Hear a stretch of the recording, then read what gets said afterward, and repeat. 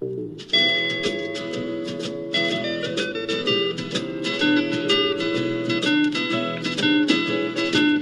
the world calling, but son, don't you listen. They're only trying to drag you back into prison. That's right.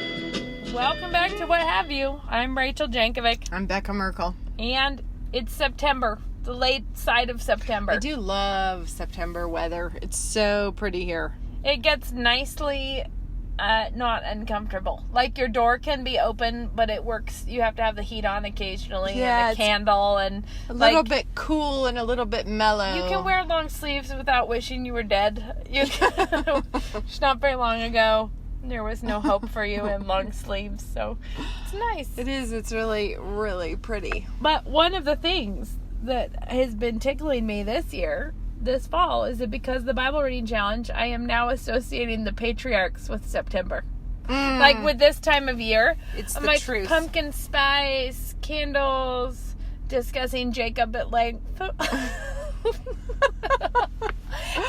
and Becca and I have been having, which is really fun and funny because we would always have conversations kind of like that, but it is funny that we are picking up the phone to hash out the deets about how we feel about tricky work in the genealogies, what might be happening there, how we feel about... Well, I think the key is that we always read our Bible, but we weren't always in sync.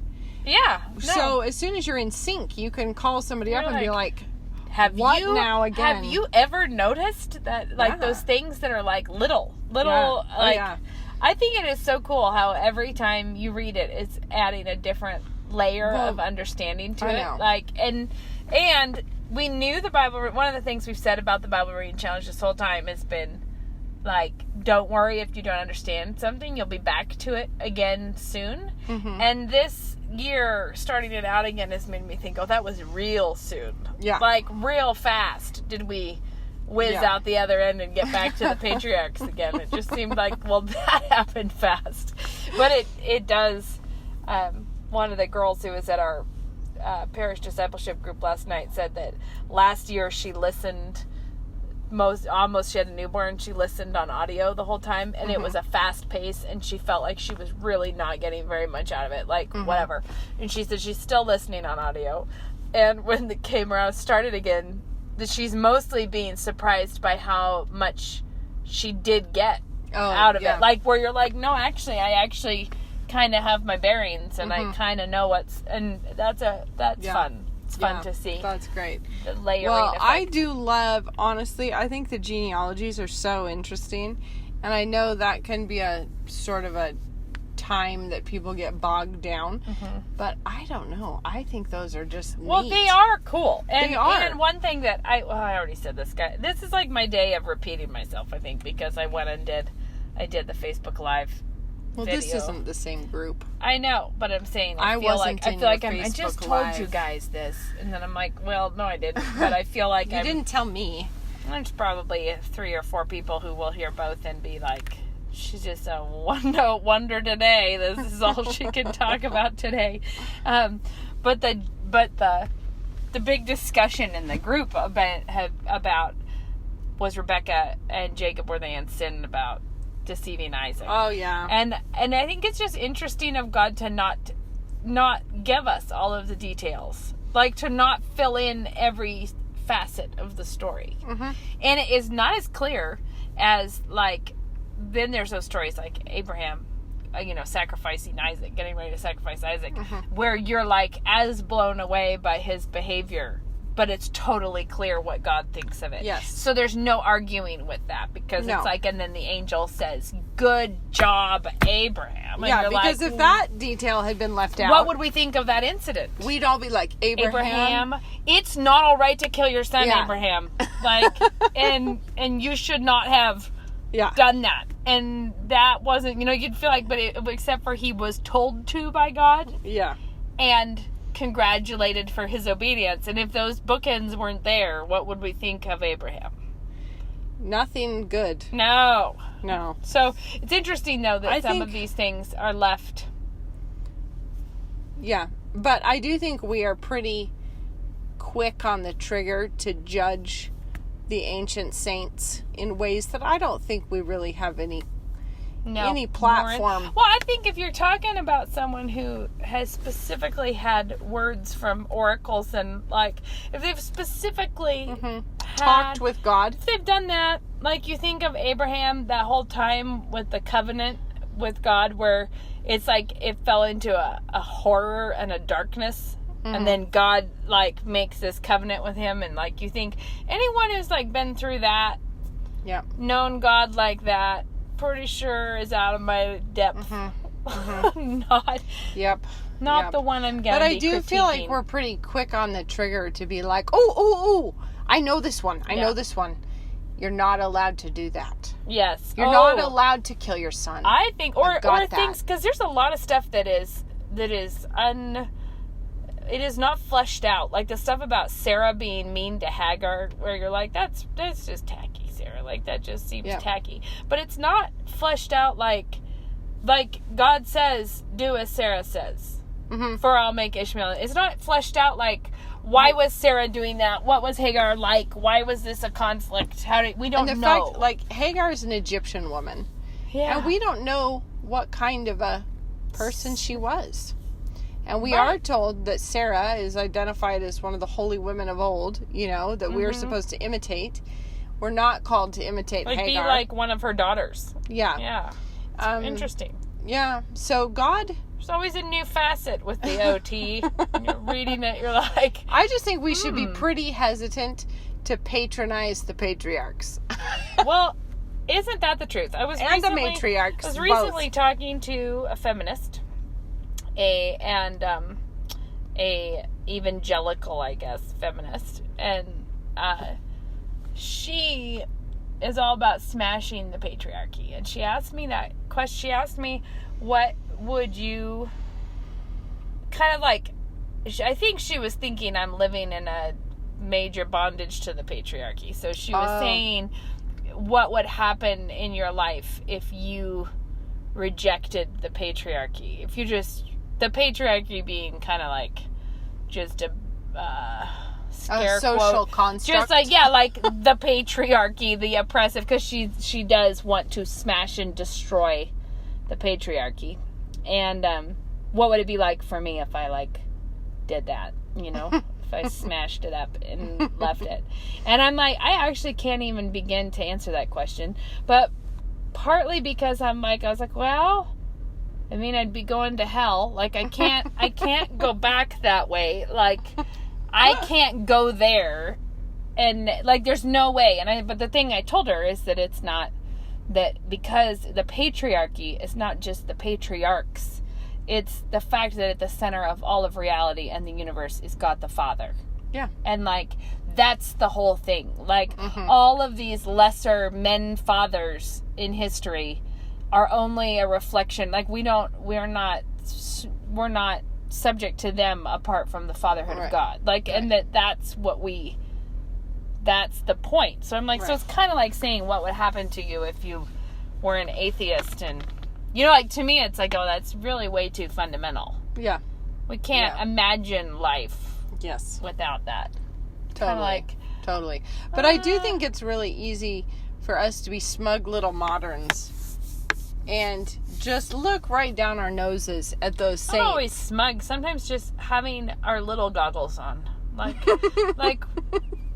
like, you're not necessarily having a bad attitude. You're having a littleness of mind when you read it, which is that you actually have any real concept of what life was like for these people or what was going on. And sometimes I feel like it does pay to get out a little bit in terms of reading up on that ancient world that they were a part of. I feel like that's a really fun part of, like, the class that I teach on ancient history. Like, some of the stuff that we have to read, it does give you this sensation that, oh my gracious. Even like the fact that so Rebecca was and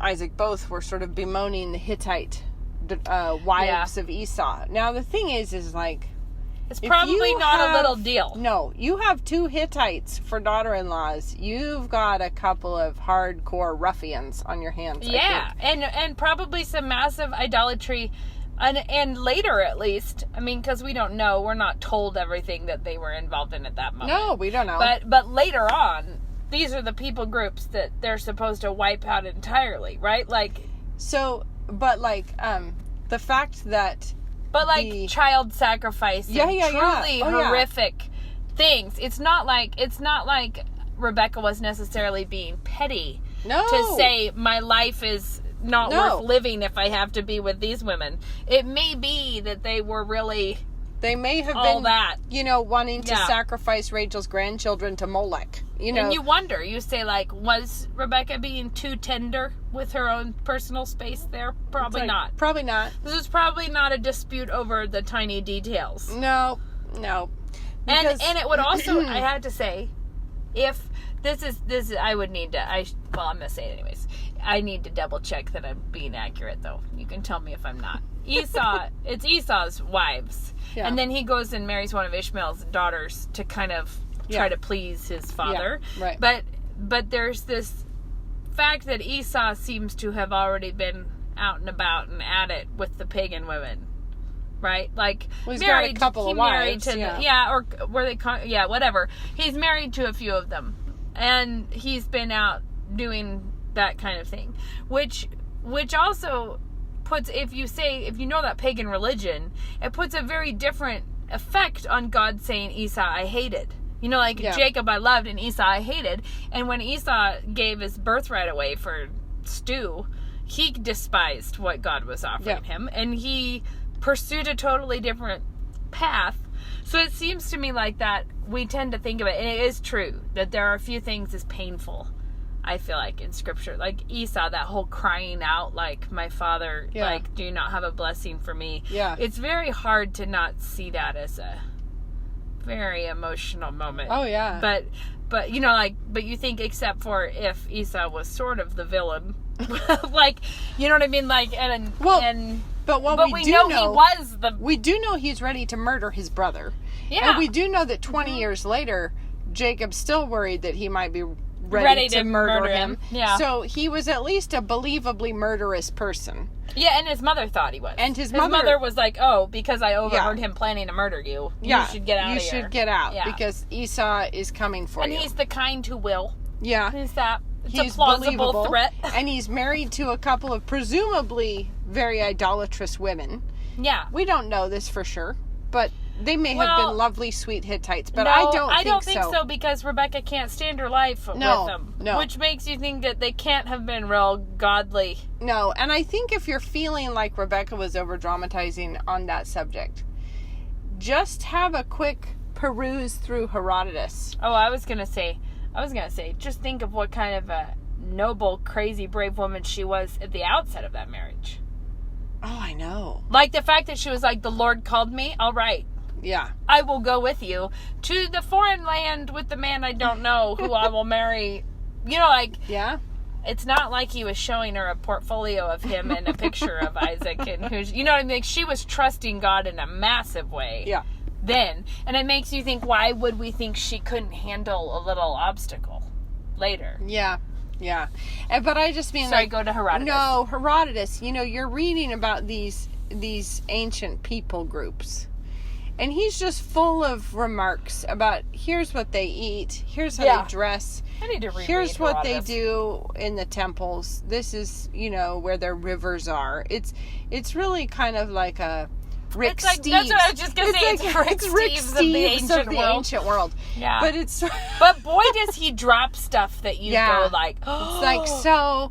And then what they would do is flay their victims and take the skins and sew them into little awnings for the king to sit beneath, an awning of human skins. And you're like, oh, did they? Really? Is that the kind of people we're talking about? So then you say, well, what if some that of wasn't these the Hittites, that was the Scythians, but it's still, I'm just saying I that, remember from Herodotus the practice of temple prostitution. Oh my gosh, that was in Babylon. In Babylon, but that every woman had to be a temple prostitute. You had to go be a temple. You had to do a shift. It was like getting drafted into the military, but you had to go be a prostitute. And their system you had to sit on the steps of the temple until some man would throw a coin into your lap, which was your call to go prostitute yourself in the temple. But I'm just going to say, we don't even want to envision what kind of things going on after that. Well, I just mean like what a visit to that temple would be like. Absolutely vile is what it would be like. Yeah, beyond vile.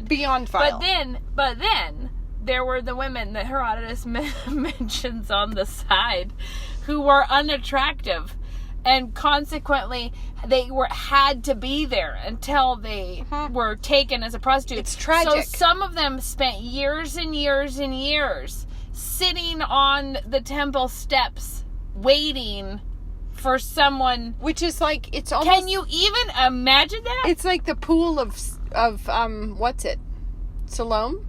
Yeah, except tragically worse. For there's no angel and there's no healing, and you just wait forever. But you just feel bad for that man who's just right there, but he can't get out. Yeah, he can't get into the pool. No. But then that's the thing with this one is you're like, you can't get out of the cycle of having to prostitute yourself at the temple, because every day all you're doing is waiting to have to prostitute yourself. It's so bad. And he just kind of mentions that as like some of the side effects of this. There's like this people group that are never chosen. And you're just like, oh my word. And this is one of the reasons why I think it is.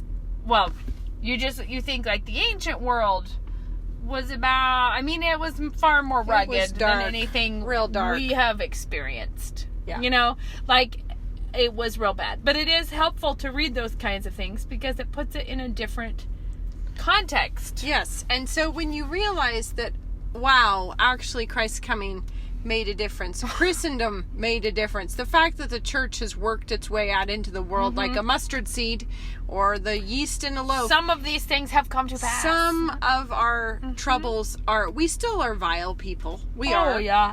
And in many places, people trying to revert to more and more vile ways. It's true. And we've got all kinds of problems.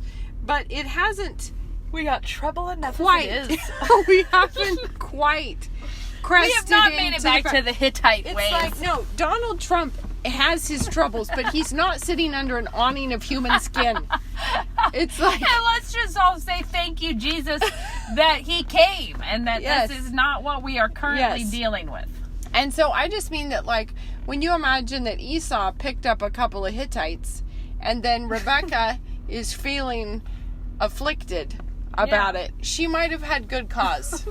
There might have been reasons. All we're saying is but in the genealogy, it's super cool how the genealogies are important, but it was very early on that the people had a sense of the messianic hope. You know, like that this line matters because this is the hope. It's been since Adam, the seed of the woman, and then they're tells anticipating Abraham, that. This and then seed. This is it. This seed. This is the line. Not Ishmael. It's going to be Isaac. And then Isaac prays, after all those years of barrenness, 20 years of barrenness, God gives them the twins. And this is another thing. That was like when I was pregnant with the twins. It was an all too appropriate verse where Rebecca says, "If all is well, why am I like this?" Yeah. I felt like my life slogan at the time was that. But except for it wasn't normal pregnancy situations, because she goes to inquire of the Lord, and the Lord says there are two nations wrestling in your womb. Yeah. And it wasn't just babies kicking. Things were happening, which as an aside, that whole bit that Esau is born and that Jacob is born holding on to Esau's heel. Yeah. They weren't, that's not a smooth birth story right there. No. That I just like to bring it up, that having a child come shoulder like that. Oh, man. Holy moly. Jacob started it out rugged, and he kept it rugged for his life. Well, Jacob's everything is dominated by wrestling for Jacob from the womb onwards. Yeah, and it's interesting because you can't quite get your head around it, what he's up to. But God clearly was very present in his life. He's having all of these interactions with God, and the only person, as far as we all know, to wrestle with, what an interesting... But see, that's the thing, is that, like, he actually had to wrestle both his brother and his father for the blessing that he had been promised from God, that he was chosen. And he had to wrestle his brother, wrestle his father, and then wrestle God himself for a blessing. And not to mention Laban. Well, yes, for his wife. So he had to wrestle for that. He did not have a smooth time. No, but then he had to literally wrestle God and say, I won't let you go till you give me the blessing. And that God wanted that from him. Yes. That's the part that's so interesting, is that you're like, that it was like, I will give you the blessing that I want you to want like that. And I mentioned this to Becca earlier, that whole idea of Jacob's ladder, which I don't totally it's a little hard to really get a understanding of that kind of thing. But the ladder is itself not a symbol of, it's not like, oh, there's a stream running to you of blessing. No, it's not like I want you clawing your way up this thing, like fighting for me and coming. It's not the water slide. No, it's not like, oh, look, it's chutes and ladders. Oh yeah, it's not the chute, it's the ladder. It's like you actually have to struggle and fight for this, and it's an interesting. The whole thing is fun. But what I was gonna say is so then we have, if I can, it is in that the twins. Then Jacob, it's gonna be the blessing is through Jacob, and then it's Judah, the son of Jacob, and then it's Judah denying to Tamar, and by not giving Tamar his youngest son, right, when she had a right to that, and then she does one of those moves of scripture that leave us all breathless, where she tricks Judah into sleeping with her because she's demanding the blessing of that. The promise. The seed of promise. She's saying, I had a right to this that you are not giving me, which is remarkable. The whole situation is a bit of shock and awe on that one. But then God gives her the twins, Perez and something with Zimri. Is it Zimri? Starts with Zareph and Perez. Okay. And so then that's the question of which one of them will get it. Going rogue on this. This is what I like. While she's telling you this, while she's looking this up about Perez, if you do the math on the genealogy right after the flood, you actually discover that Noah lived long enough after the flood that Abraham was 70 years old when Noah died. But anyway, the thing is that Abraham in Ur could have gone and talked to Noah, and definitely could have talked to Shem, because Shem lived a good long time also. So that's the other thing that's totally wild if you think about it, because you have Shem, who's saved from all of the, and Noah, from all of the vileness before the flood. They saw that. They were saved through it. They saw the destruction of the entire world. And then by the time they die, the world is already back in this awful, wars and, because you have, right around the time that Abraham left Ur, it had been, decimated by the Elamites, right? And so, but you're but Shem was still alive. And these were his own descendants are, warring and fighting and sacking each other's cities, and they've gone right back into idolatry in no time flat. It wasn't until we're having disruption, a child visit. What? Sure, sweetie. What? Can I run around the parking lot? No, run in the lawn. That's an awesomer place to run. I think he did, but I want you to go back up in the lawn, okay? That was a good question. Can I run around in the parking lot from Moses?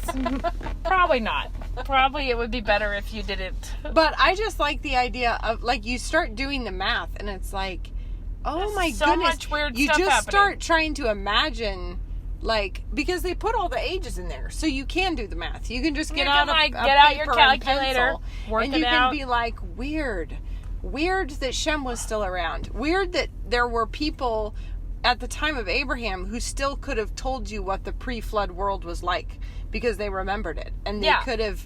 And that also makes you realize that all the things from, it's later on that the people are forgetting everything, when they keep losing the law and stuff. You know what I mean? When they're Well, I mean, they forgot it pretty quick on this one too, because God made a covenant right bang out of the ark.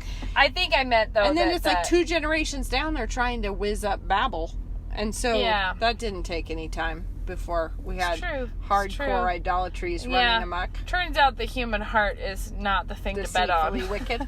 It's not the one to go with. But yes, anyways, I've been enjoying it, going back through all this. You're like trying to track the whole, like partly understanding the genealogies and the importance of the genealogies is so important because of understanding the context that these stories are in. Right. That this was not a little deal. Like, no. This was and it's important. Not like a weird collection. It's like, I think it's easy to view the Old Testament as a weird collection of assorted, like, tales that don't tales that or don't something? have any pertinence to each other. But the truth is, it's like those genealogies are like the skeleton, because they're giving us the line from Adam all the way to Christ. Like, there's a reason that Matthew opens with it and Luke opens with it. It's like, it's really, really important, because God promised Eve right at the very beginning a seed that would come, and then that seed was preserved and it was fought for, and there are all these heroic women who in faith are fighting for that seed all the way through, and it's rugged and it's bad. I mean, it's bad in a way that you think about in that world. What was it like if they understood, you know, how much did they understand about what God's plan was? But like you said, it was at the curse that says it's the seed of the woman will crush the serpent's head. Yeah. They were very aware of the serpent. Yes. Like, these were not people who did not see the devil's influence in the world, right? Like no. They were aware of the serpent. And so when you think about their like, Lord, come, the messianic hope of a savior. Yeah. But they didn't know how long it would be. No, but they knew that it was this line, and it mattered. And it mattered, and that the fact that there were people willing, so many of them, willing to give their lives in crazy but it was ways kind of like, to try to get it. I know that God promised through this line a seed, and I'm the woman that's supposed to carry it, and that man is not letting me do it. He's not letting me do it, and also, it's not like I just want a baby for my own snuggle time. No. I want to save the world. Do you know what I mean? Like, and so you're thinking, and if you're that woman and you're thinking, we need this child to overcome Satan, then I think it makes more sense. Like, the scale of action matches the scale of what they were trying to overcome. Exactly. Well, I think that, like, we tend to think of somebody who, I've decided that it's time. We're going to start trying for a baby. We're going to think about a baby. We think we're ready. I think I'm ready to decorate a nursery. No, this was not that. This was very not that. And I feel like, you know that really obtuse verse in the New Testament, wherever it is, about she will be saved through childbearing? Yeah. I feel like those are women for whom that was very much the case, because this was the line of salvation, and they knew it, and they knew that, like, it has to be me, because I'm the woman standing right here right now, and by golly, I'm gonna get it done. So, but it's like Rebecca knew it, and she then saw her husband trying to put a kink in this hose and mess this whole thing up. I was thinking about and that. And then you have Tamar, who's like, it's bold. me. It's she was me. Bold. And she was like, how dare you? Well, yeah. Like, because you don't get to just opt out of me carrying this child. Exactly. And then you have... And she's crazy, because she would have been okay with it being Judah's last son. Uh-huh. But because Judah would not give her his last son, she's like, fine then. It'll be yours. Fine then. You're having another son. And how did she... I mean, of course, the faith to know it would be a son. Like, I know. To know that this is like, amazing. This is what we're doing. And so you have all of these examples of these women, and then down to Ruth, who actually, like, really takes matters into her own hands also. Oh, boy, diggity did she ever. You have all of these ladies in the line of Christ who were fighting for the seed, and it actually really mattered that they do it. And it didn't just matter, the thing that you were making the point about, it didn't just matter to them. It matters to all the To us, world. yeah. Like, this was a sacrificial work and a calling that they were like, this is Yeah. what And I am called to do. If we read it, like you said, through our little goggles. The where little we're- goggles, like the littling goggles, the ones that make everything seem petty. But Petty and felt if we look at it like that, then it's very easy to like tut about the way they were behaving, and I just Totally. don't think. And it's also important to note that, like, the Jews, why did the Jews reject Jesus? You know, like, why was that? And it was not because they weren't hoping for a Messiah. It was because they had a different idea of what the Messiah would be like. Right.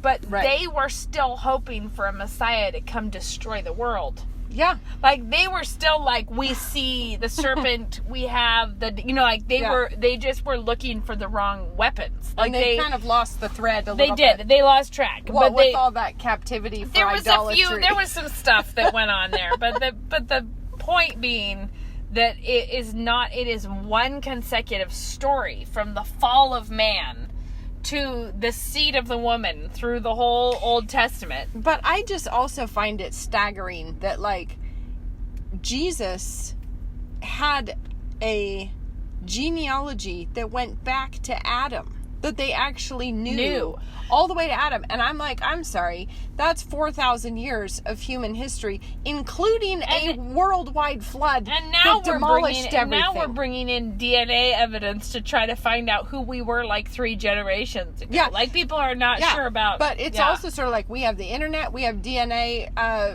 testing, and we have the Mormons, and we still can't find out. We still struggle to figure out where we come from. But it's like, you've got these people, they were living in tents, it's true. On the other hand, they could keep a record for 4,000 years. They were doing something a little 4,000. more. Yeah, it's amazing. It is crazy. And then we read over that, and we're like, oh, I'm so bored. What a drag. I'm so bored. What a drag. Real bored.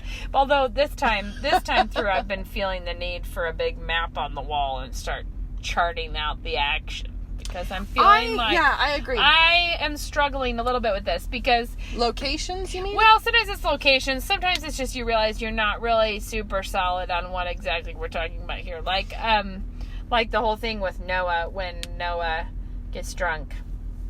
And... Well, that gets real... Here, And can I Canaan. tell you about this? Because here's my thing. Can you not wait to tell me about Noah's drunkenness? I cannot wait to tell you about this.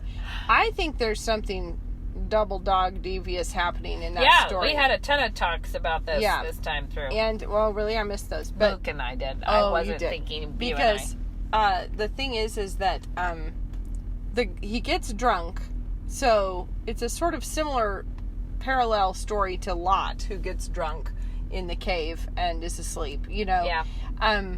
But whatever happened there, I think it's really... Well, there's a couple things. One is his nakedness is uncovered, which is I find that to be a sort of worrisome phrase when you put it in context of the law, because Leviticus says all of those times of preventing immorality, you may not uncover your father's nakedness, or you cannot. Right. Or this is to It uncover the actually nakedness says- of your mother, or whatever. It says to uncover the nakedness of your father's wife, which is uncovering your father's nakedness. It actually, that's the terminology it uses. Right. So that's the way it's... I just think it's clear from the response levels that this was not, I saw my father in the nude, ha ha ha. Something else, I think. There was more going on there. But then, he calls out in that story, Canaan. Canaan is the son of Ham. Ham's the one who apparently sees this, but then Noah knows what his younger son had done. Yeah. And so he curses Canaan. He doesn't curse Ham. Right, and then so he curses one son. I have a theory now. Well, but I have something to say about this. Do we have the same theory? I don't know. Okay. But the thing is Canaan is obviously the father of the Canaanites, right? Yeah. And what... we're not the winners. No, but that's the land of promise that is full of wicked people. And Canaan is the father of those guys. This is Sodom and Gomorrah, right? I mean, Sodom and Gomorrah are right on over there. And so you have Noah curses Canaan and says that Shem, you will serve Shem. And then we follow the line of Shem down and it's Abraham. And Abraham is taken to Canaan, and he's told, you're going to inherit this land. Right. And the first story we get is Sodom and Gomorrah. So Right. it's like vile sexual wickedness happening. Yeah. That's the first glimpse we get of Canaan. Of how things have gone there. Is vileness in Canaan. And we're told that Canaan was cursed to serve Shem. And then we follow Shem's line down, and it's Abraham, and he's brought straight across to look at the land. How it's gone the with, land. But they're not bad enough yet. It's sort of like their wickedness they're is not pretty complete bad. or something. It's Yeah, not full or it's something. not. Yeah, so they're not yet worth destroying utterly, but Soon. it'll get Give there. it another hot minute. Give it a minute. Yeah. But this is the thing that I think is that also I was remembering how oh man, what's his face? Absalom. I was going to say Abimelech, but I'm like, not that one. Absalom. When he is trying to make a power move for David's kingdom, he sleeps with all the concubines on the roof. Yep. And the whole point was an in-your-face disrespect that everyone can see, right? Right. And that was counseled to him to do that by, who was it? I want to say Ahithophel or something, whatever.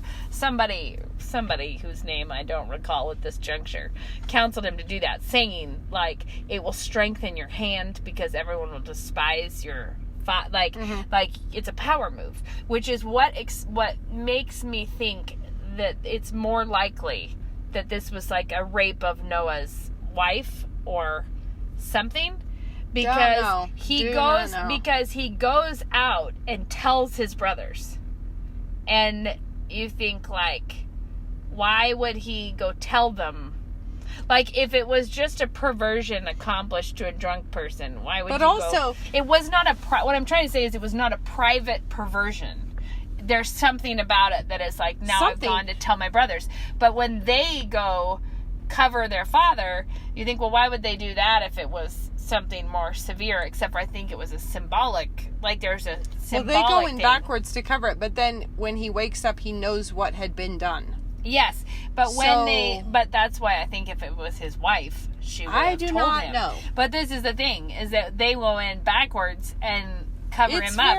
But I think my point is that when they do that, it's like they didn't go along with his power move. Do you know what I mean? Like if that's what it was, maybe hypothetically, then he tells them, "I just did this." They did not, like, later on. It's when whoever's telling Absalom to do it, he's saying it will strengthen your hand, like the men who are. It'll strengthen your, whatever. Right. And they don't take him up on that. If that's what it is, they go honor their father. Well, but then weirdly, some people. This is not in the text, so it's not like you could find an answer. This is just speculating. Some people think that Canaan was his son through Noah's. They actually think that Canaan was his son through that weird incident. Who thinks that? Somebody was telling me. There was an article about this. Unfortunate. Well, because you have... Because Canaan he is referred to as one of the brothers. At one point. One of the original three brothers. He's like called it's not like super like, oh, their brother. The thing is if you just read it as Ham went in and sniggered in an uncouth and rude way, and then his son, just one of his sons, not all of them, just one randomly who didn't do it, is cursed. Mm-hmm. That just doesn't work. Like that. It doesn't make sense as a story. It also doesn't make sense why Noah would come out of that and curse the son of. I mean, like it was very disproportionate. But it makes sense if he was. I don't think that Canaan needs to be the son of Ham for this to make sense. He is the son of Ham. He's called the son of Ham. Sorry, Noah's wife. I don't think it needs to be that. And it could have been his own wife's son. Sure. So more snack quests. Woohoo! Yes, it's fine.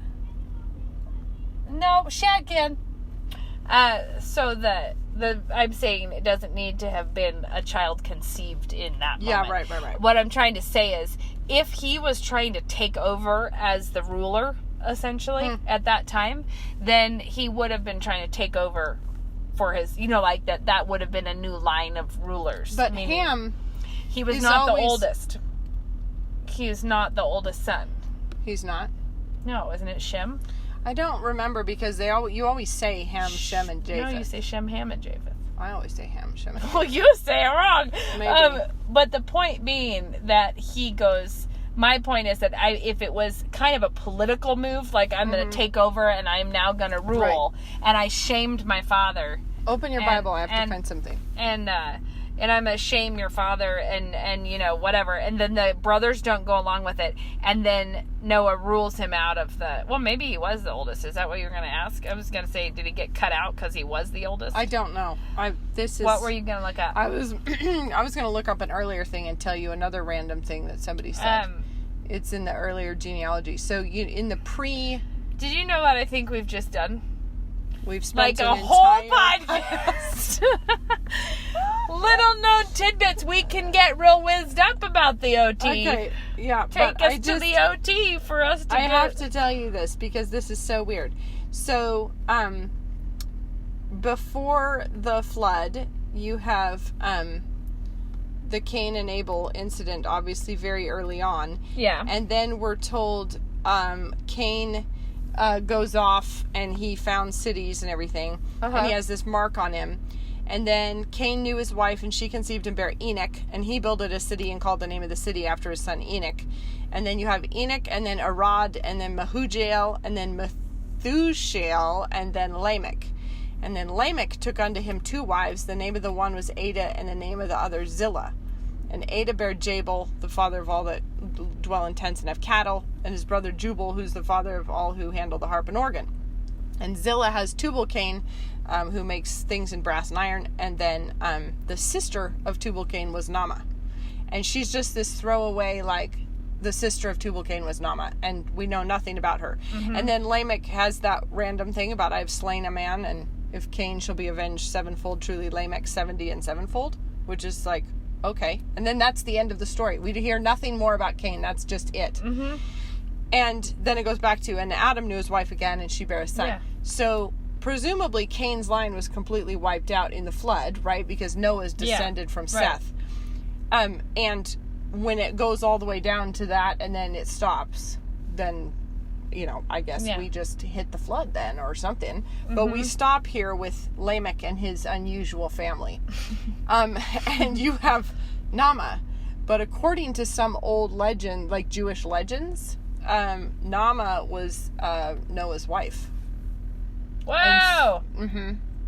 Or the wife of one of the sons. I can't remember. It's not in scripture, so it may be way it's just off. One of those. But it's like she's obviously brought up for some reason. Yeah, like you need to know about her. It's kind of like Dinah when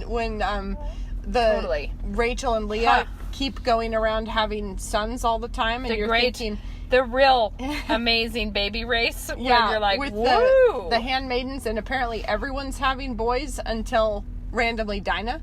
And I kind of suspect that there were a lot of other girls in there. It's just that we mentioned Dinah because... Yeah, like we don't talk about Adam and Eve's daughters. Well, but it's like Dinah... Yeah. We have to know about Dinah because later there was an important incident that surrounded Dinah, And so it's sort of like, oh yeah, and Dinah also.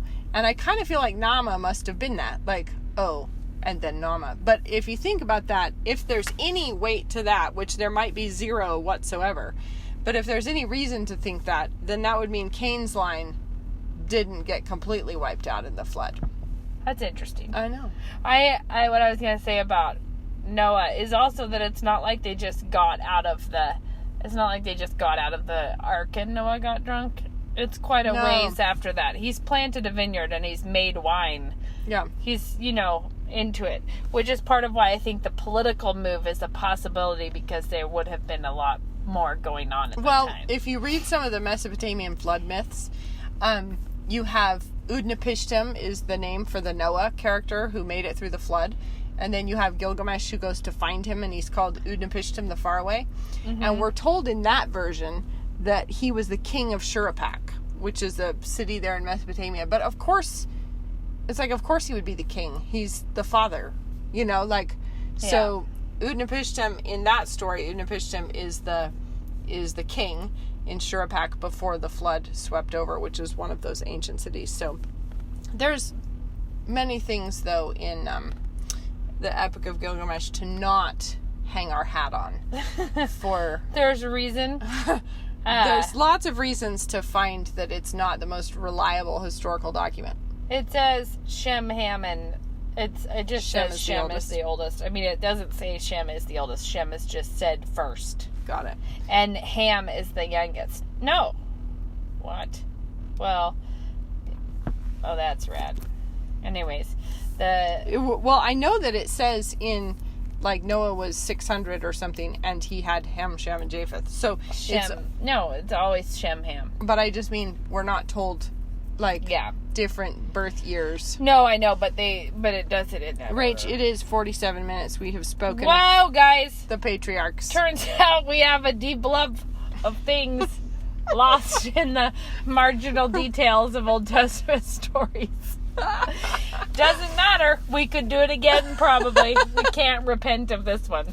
So funny. Do you have a tip that's not OT related? You said you had a tip, and you said that was the only thing you had to say was your tip. Yeah, but I didn't know then that we were gonna unleash ourselves on the patriarchs. Then I had things to say.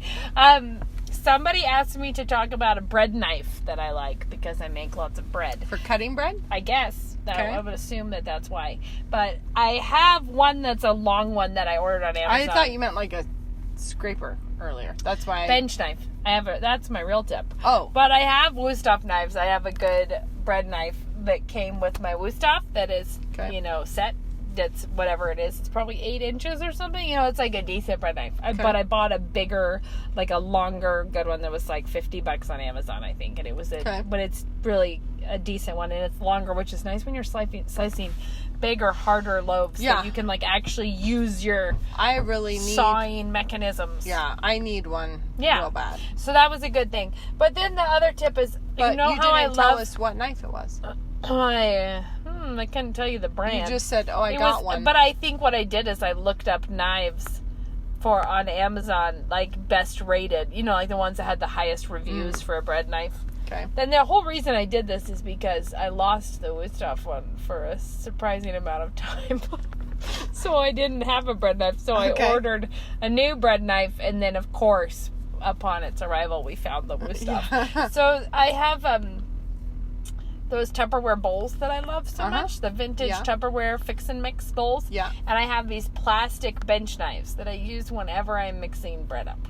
It's like what I use is a plastic bench knife. You mix the bread with your knife? Yes, in my Tupperware bowl. Why? Because it works so well. So you're not like kneading it. You're just stirring it with a bench knife? Well, yeah, essentially. I don't need you don't need your bread, do you? That you're putting, I do if I'm making like sandwich bread, sometimes I need it, but not for the other ones I do folding, like it's a longer technique. Okay. But just mixing the ingredients together, I use the bench knife. Okay. And the reason is you can make it work almost like like you're a mixer. Yeah. Okay. Like I start with it just in the middle, getting the stuff wet, and then I will hold the bowl. But the bench knife fits very nicely in the bowl, so I use it like a cutting motion, and then you scrape the whole side off and then cut through I cut through the dough and flip it up. It works really well. And I had this favorite bench knife. There was this plastic one that I use all the time, but I would always lose it because it's white. And so when you have a lot of stuff out in the kitchen, and it was like white countertops and the white bench knife, and it slides slides under things, like under the cookbook or under the I guess it's like or I used it so often that I would usually be looking for another one.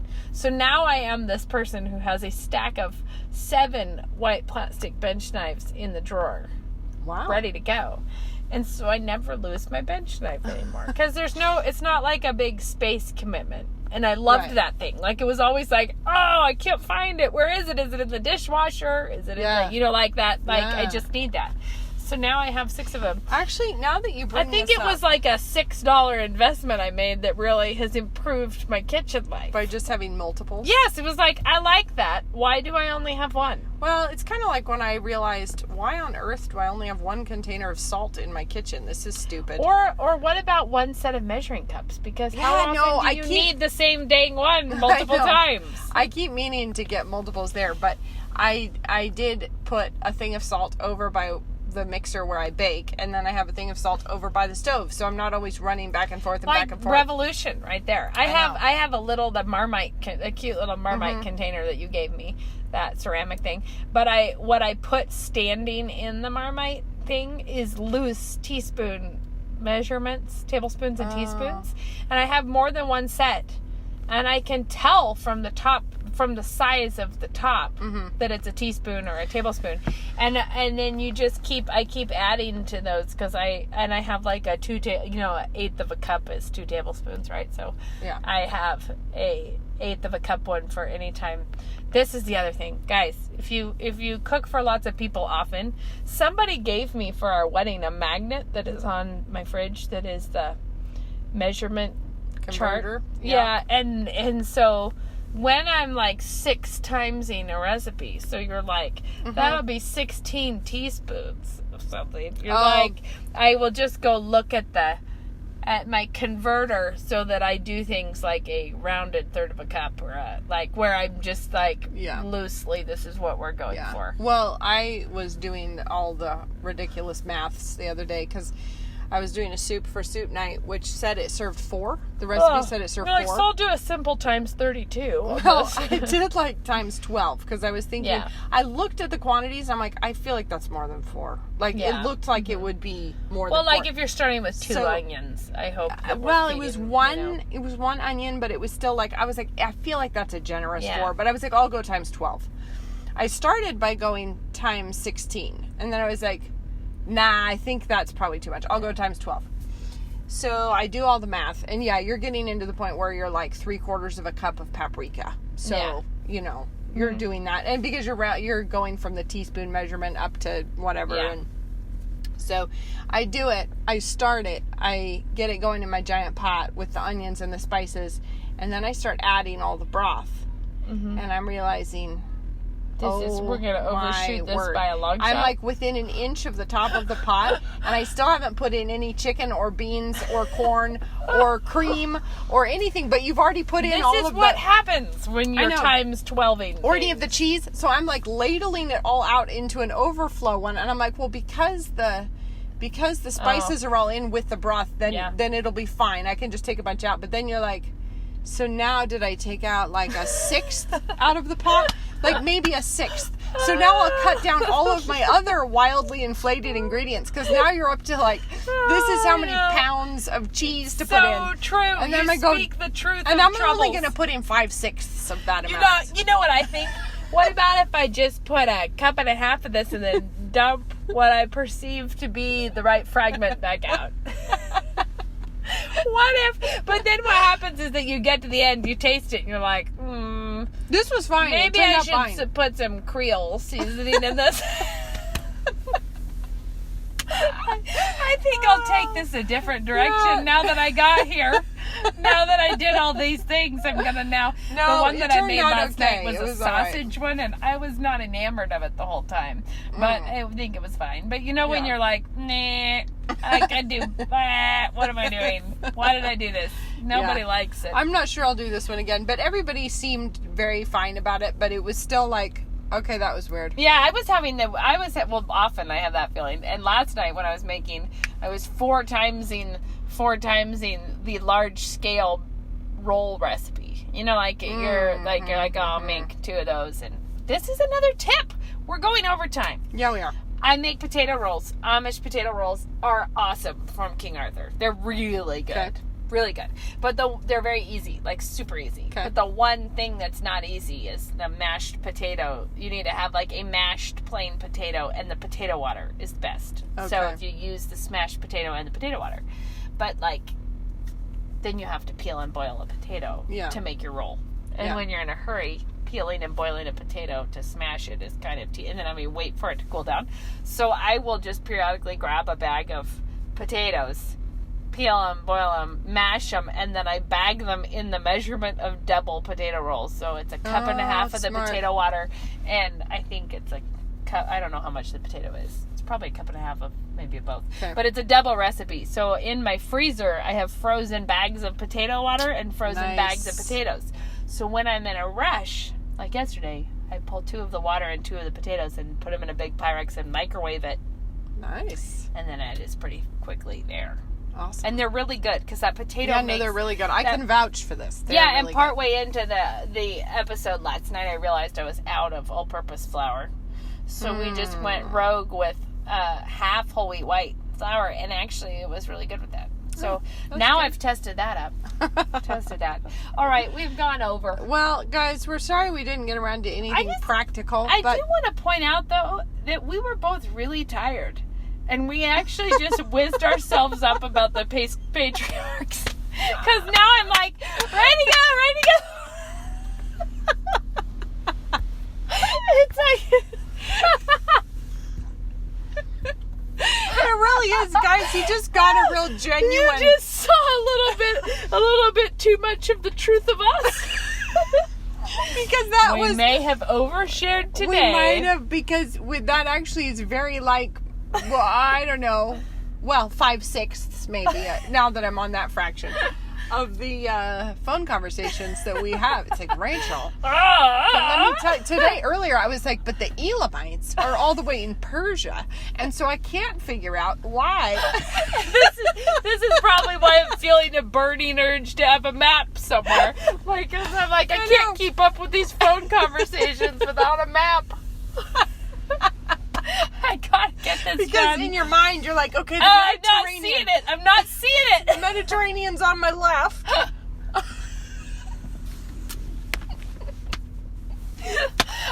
Well, guys, whiz it on up with us. Okay. I hope you feel as energized as we do. Tapping out before we hit the hour mark. All right, see next you later. time we'll have something else. All right, bye.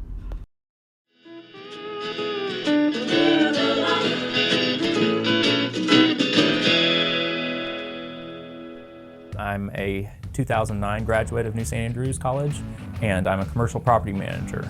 3 kids at Logos, 1 at home still, and I do flowers on the side out of our house. When you have these little people that you're responsible to shepherd, you realize I need to know what I'm talking about because they need to have a firm foundation and they need deep roots so that they don't get blown over and that they're ready to stand up for the truth. I am a programmer. The language aspect of NSA is a fantastic preparation for any sort of programming. I'm a real estate broker here in town. I think absolutely the perfect education for being in sales of really any kind. I actually put it to a lot of great use when I was working in the political realm. I am a pastor in Central Coast, California. Whatever vocation you take, it'll make you take that seriously because you're seeing it through the lens of the sovereignty and lordship of Christ. To learn more, visit us online at nsa.edu.